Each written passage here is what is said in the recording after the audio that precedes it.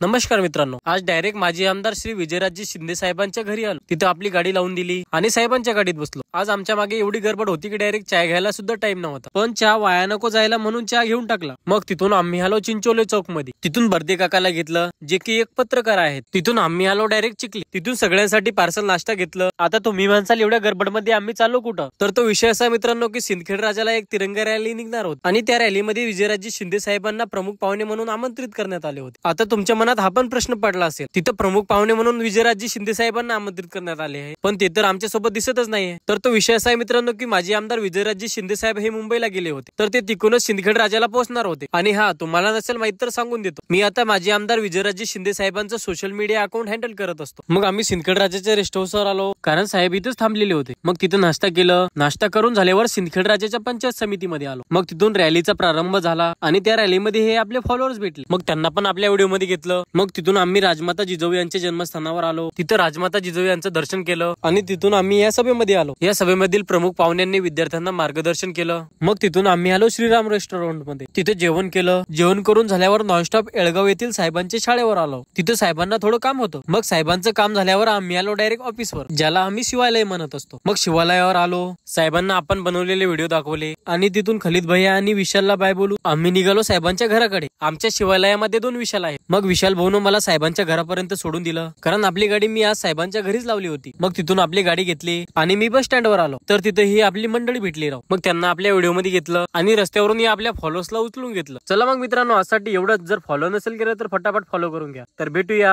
समोरच्या व्हिडिओ मध्ये.